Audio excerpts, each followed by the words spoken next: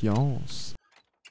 Bonjour et bienvenue pour ce Stop Science où nous allons tenter de répondre à la question comment devenir immortel. Immortel, rien que ça. Mais c'est qu'on se mouche pas du coude. Vivre, c'est respirer, s'exposer au soleil et aux agressions du monde qui provoquent irrémédiablement l'accumulation de mutations et l'oxydation de votre machinerie cellulaire, la formation de radicaux libres qui abîment votre ADN et le raccourcissement des télomères de vos chromosomes. Même la Joconde subit les outrages du temps. Mais ça, c'est la réponse à comment vieillit-on et finit-on par mourir, mais la vraie grande question, c'est le pourquoi. Car pour comprendre comment devenir immortel, il faut comprendre pourquoi on meurt.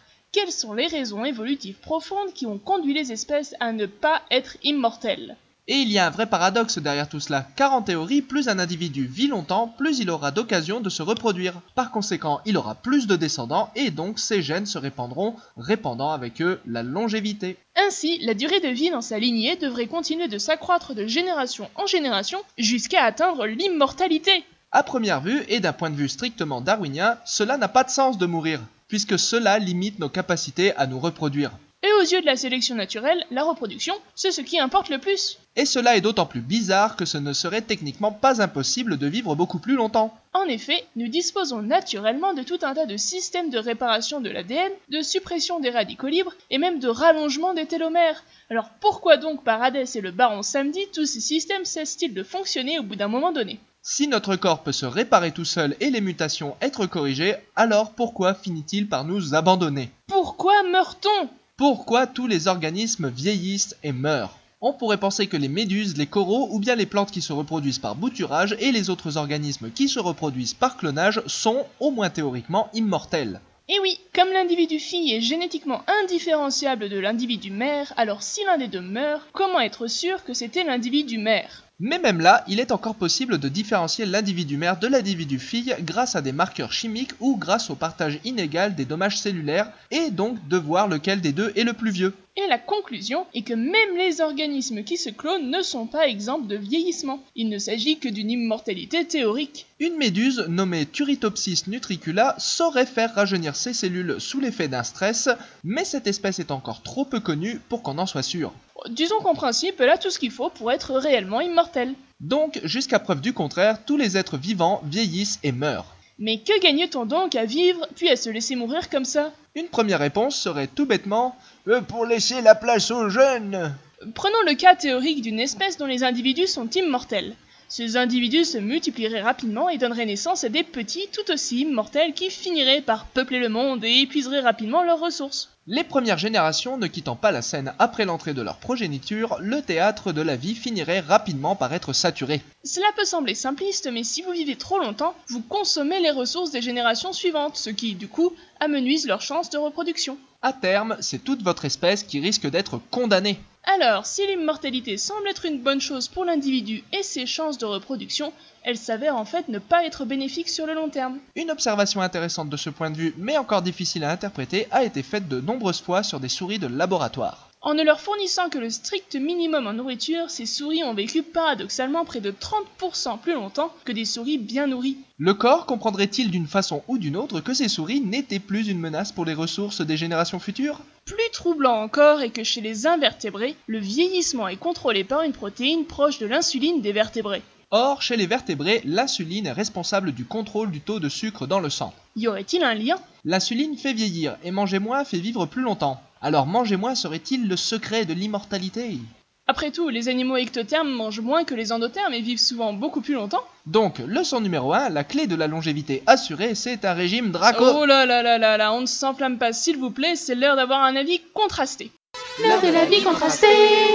En effet, le lien entre le nombre de calories ingérées et la longévité est loin d'être élucidé. Il tâcherait donc moyen de ne pas se laisser emporter, n'est-ce pas ? Et pour ce qui est de l'insuline, chez l'homme, elle n'a aucun effet sur la longévité. Oui, s'il suffisait de se passer d'insuline pour vivre longtemps, alors le diabète ne serait plus un problème. Donc, faire de la place aux jeunes, pourquoi pas, mais faudrait pas non plus commencer à dire n'importe quoi. Si cette hypothèse est vraie, alors il y a des choses qu'on s'attend à trouver dans la nature, comme des organismes à obsolescence programmée, des êtres vivants avec une sorte de système d'autodestruction. Si cela était vrai, alors il existerait des gènes de la mort. Ça pourrait être le cas chez au moins certaines espèces. Nombreuses sont les espèces dont la vie s'arrête abruptement juste après la reproduction, comme si elles étaient munies d'un système d'autodestruction. C'est le cas des pieuvres, du bambou et des saumons qui meurent en pleine force de l'âge juste après s'être reproduits. Mais faire de la place aux jeunes générations ne serait pas la seule raison de ce suicide programmé. À l'époque de la crise Permien-Trias, la plus terrible crise d'extinction de masse que notre planète ait connue et qui eut lieu il y a 250 millions d'années, une famille nommée les thérapsides, ancêtres des mammifères, a survécu grâce à une stratégie originale. Les paléontologues ont démontré grâce aux stries de croissance des os que les individus de ces espèces vivaient des vies très courtes et se reproduisaient très jeunes. Cela permet d'avoir un temps entre les générations très court et une plus grande probabilité de voir des innovations évolutives apparaître d'une génération à l'autre. Ainsi, vivre vite et mourir jeune augmente les capacités d'adaptation d'une espèce dans un environnement très perturbé, comme celui qui sévissait à la crise Permien-Trias. Des individus vivant longtemps et se reproduisant à intervalles plus larges n'auraient pas eu le potentiel de s'adapter. Se reproduire et mourir vite, c'est accélérer la vitesse de l'évolution. Vous rendez-vous compte, sans l'obsolescence programmée des thérapsides, les mammifères que nous sommes ne seraient peut-être jamais apparus. La mort conférerait donc des avantages évolutifs non négligeables, pas à l'individu immédiatement, mais à sa progéniture en lui économisant des ressources et en accroissant les chances d'innovation évolutive. Oui, c'est un début d'explication qui marche pour les cas extrêmes qu'on a cités, mais il y a bien plus que ça. Des cas où la mort n'est pas une adaptation, mais n'est pas non plus un fardeau. Reprenons un exemple théorique simple. Imaginons une souris immortelle. Les souris immortelles, comme les souris normales, ont des ennemis naturels, chats et renards qui les mangent, Maladies qui les terrassent. chaussures et pneus qui les écrasent. Ainsi, cette souris, toute immortelle soit-elle, n'est pas invulnérable ni indestructible, ce qui fait que sur un temps suffisamment long, son espérance de vie finit par tomber inévitablement à zéro. Sa probabilité de mourir d'une mort accidentelle devient inévitable. Autrement dit, à quoi bon être immortel quand on est une souris alors qu'on n'a aucune chance de dépasser l'âge de 5 ans sans se faire bouffer, écraser ou contaminer par une maladie mortelle? Autant tout miser sur la reproduction et quitter la scène avec honneur et surtout une descendance. Dans la nature, connaître la vieillesse est rare, même quand on en est théoriquement capable. Le pinson des arbres peut vivre jusqu'à près de 30 ans en captivité, alors que sa durée de vie moyenne à l'état sauvage est de moins de 2 ans. Plus proche de nous, les chimpanzés peuvent vivre jusqu'à 50 ans en captivité, mais à peine 50% dépassent l'âge de 8 ans à l'état sauvage. Pour l'homme, c'est un peu pareil. Les sources historiques montrent qu'avant les progrès de la médecine moderne, atteindre l'âge de 30 ans, c'était déjà pas mal. Les espèces qui survivent le plus longtemps à l'état sauvage sont aussi celles qui échappent le mieux aux prédateurs, comme le ratopnu qui vit bien caché sous terre. Les espèces les plus grosses sont aussi celles qui craignent le moins les prédateurs et vivent le plus longtemps. Éléphants, baleines, requins du Groenland et surtout les arbres dont beaucoup peuvent être pluricentenaires. Ils sont virtuellement indestructibles.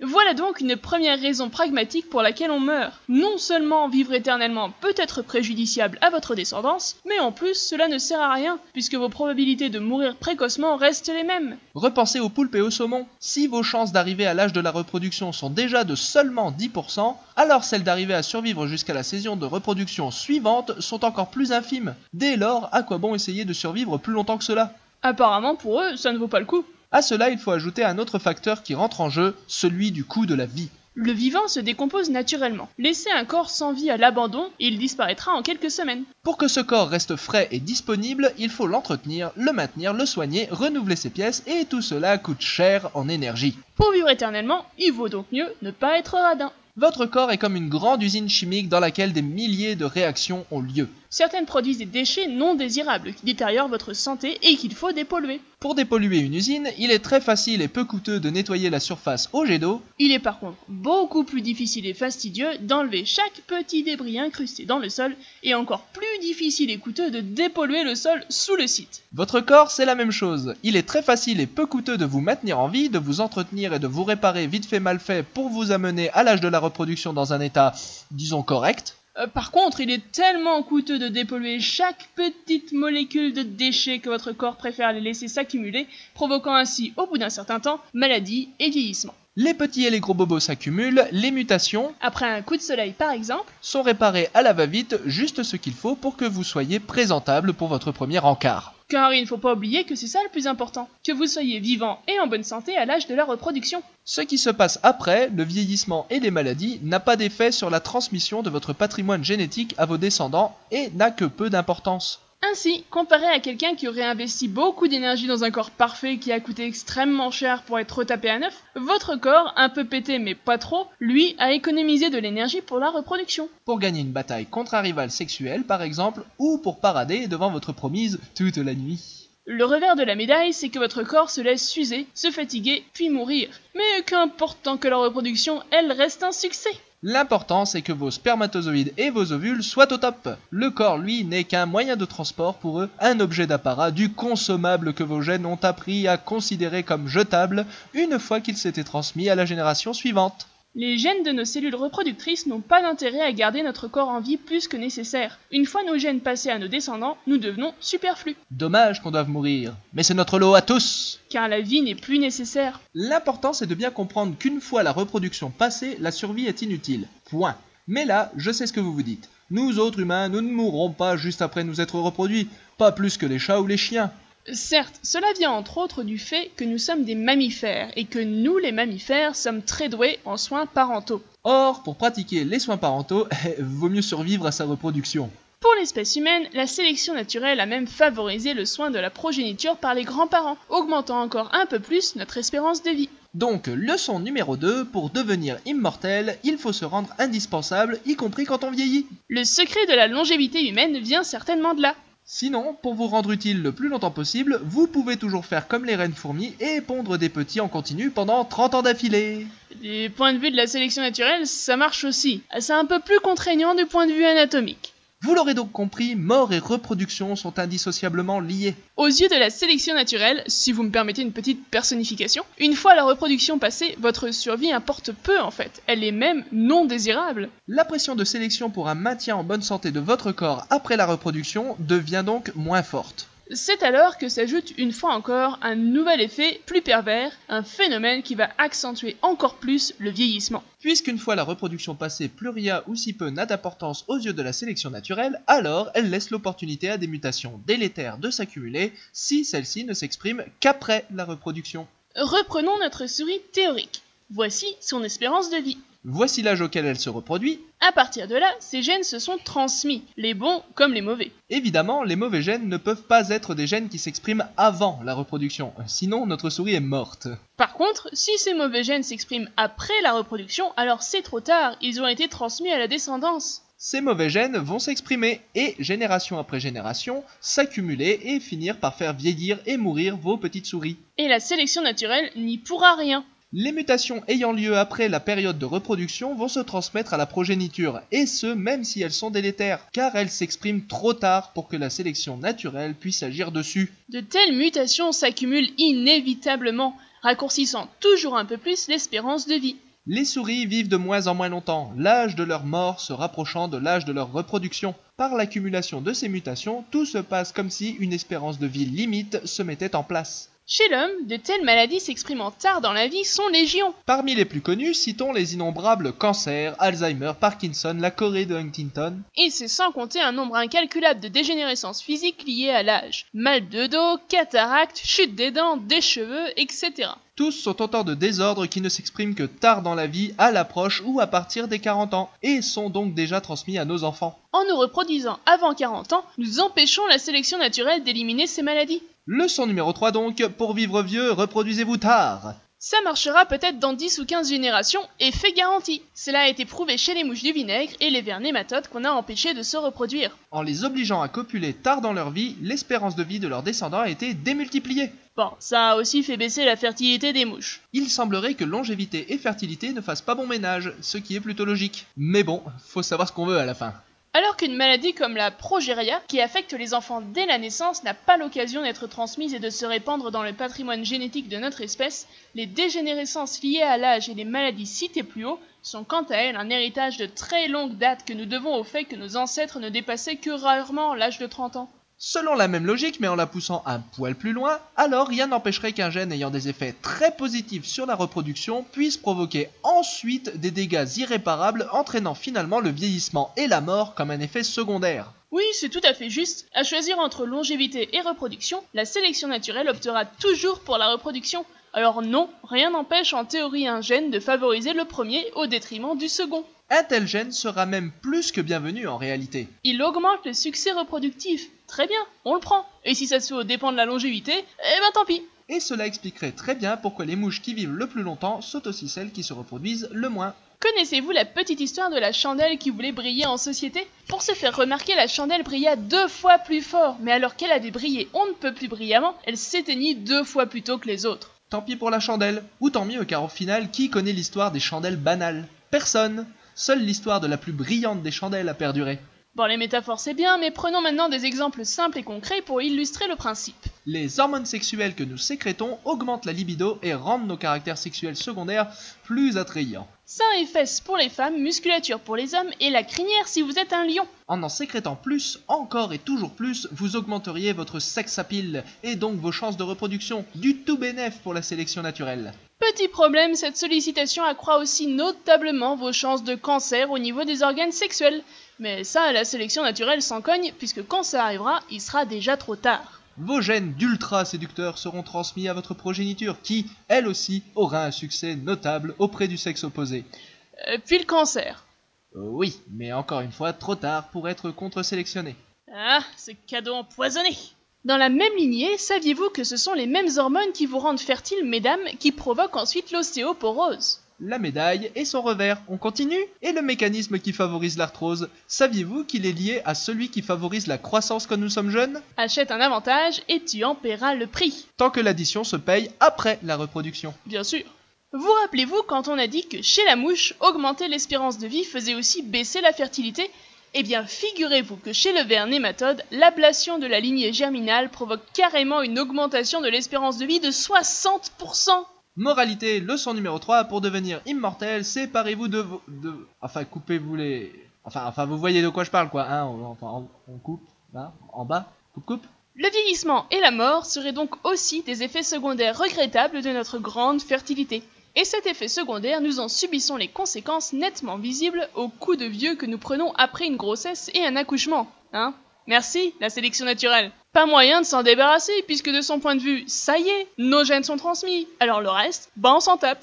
Mais dis-toi que ça pourrait être pire. Je vois pas comment. Pense donc au mâle de la souris marsupiale, c'est un exemple extrême d'effet secondaire. Au lieu de vivre normalement, le mâle consacre 100% de son énergie à la reproduction lors de la saison des amours, et résultat, plus de nourriture, juste du sexe. Du sexe jusqu'à l'épuisement, du sexe jour et nuit, jusqu'à en mourir. Oh yeah! Du point de vue personnel, on est d'accord, c'est plutôt un gros échec bien épique. Mais du point de vue darwinien, c'est très efficace, descendante abondante, assurée et transmission des gènes à foison. Transmission d'une bonne malédiction aussi. C'est certain, mais qu'importe, puisque la descendance est abondante, c'est en somme un Darwin Award inversé. Bon, les hommes sont quand même pas trop à plaindre. Certaines femelles araignées offrent littéralement leur corps en pâture à leur progéniture. C'est pas enviable, hein? En conclusion, pourquoi meurt-on? Eh bien tout simplement parce que d'une part, évolutivement parlant, l'immortalité serait inutile, et que d'autre part, elle serait plutôt encombrante, voire même délétère. Une population d'immortels surpeuplerait le monde jusqu'à son extinction. De plus, un individu immortel ne peut pas s'adapter aux variations de son environnement. Par contre, les individus d'une espèce produisant des générations successives, eux, le peuvent. Enfin, la sélection naturelle devient aveugle après la reproduction, laissant s'accumuler les mutations délétères, ou pire, permettant l'existence de mutations mortelles tant qu'elles favorisent la reproduction. Merci la sélection naturelle. La mort est donc un pur produit de l'évolution darwinienne, un enfant de la sélection naturelle. Loin d'être un paradoxe, le phénomène de mort n'a aucun sens autrement qu'à la lumière de l'évolution des espèces. Dans un monde parfait, la mort n'existerait pas. Donc la prochaine fois qu'on vous demandera pourquoi vous voulez pas d'enfants, vous pourrez répondre que c'est parce que vous travaillez à rendre la vue et la sélection naturelle pour le salut et l'immortalité de notre espèce. Les gènes de la sénescence sont présents chez tous les animaux, ce qui ferait remonter ce phénomène à au moins 800 millions d'années, voire 1 milliard d'années. Imaginez-vous, avant cette époque, avant tout cela, quand le monde n'était peut-être peuplé que d'êtres immortels? Oui bah, des bactéries et des algues unicellulaires, ça fait pas rêver non plus, hein. Ah, laisse-moi rêver, s'il te plaît, hein. Évidemment, la théorie évolutive de la sénescence et de la mort est encore bougrement incomplète. Si cette vidéo vous a fait vous poser plus de questions qu'elle n'a apporté de réponses, c'est tout à fait normal, car en réalité, nous ne savons encore que peu de choses de l'évolution de la mort. C'est une discipline en plein boom. La mort a de l'avenir. Elle illustre à quel point vie, évolution et mort sont liées. Par Par exemple, on a découvert récemment que des êtres unicellulaires pratiquaient la mort cellulaire programmée, le suicide à l'échelle d'une seule cellule en quelque sorte. Dans un organisme entier, cela ne pose pas de problème car la mort cellulaire permet par exemple de détruire les cellules entre les doigts de l'embryon de telle sorte que vous n'ayez pas les mains palmées. Elle empêche aussi la prolifération des cellules et donc des cancers. Mais quel avantage aurait une cellule unique à posséder un programme de suicide si son activation ne bénéficie pas à tout un organisme entier? Pourquoi un unicellulaire se suiciderait? Pour le bien de qui? Et pourtant, des organismes unicellulaires ont été observés en train de pratiquer le suicide. Des algues lors des marées rouges par exemple. Agissant ainsi à l'unisson comme un organisme unique et pas comme un ensemble d'organismes indépendants. Certaines algues en période de carence se suicident pour que leurs petites copines puissent survivre. C'est comme s'aborder le navire pour sauver toute la flotte. Et ce comportement témoigne d'une coordination des actions entre ces unicellulaires, d'un lien non physique, donc probablement chimique, qui les unit. C'est comme ça, pense-t-on, que la vie aurait commencé à devenir multicellulaire, d'abord en collaborant à distance, puis de façon rapprochée au sein d'un organisme. La mort n'est donc pas que la fin de la vie, c'est aussi un révélateur de nos origines biologiques. La mort, c'est la multicellularité, la mort, c'est la reproduction, bref, la mort, c'est la vie.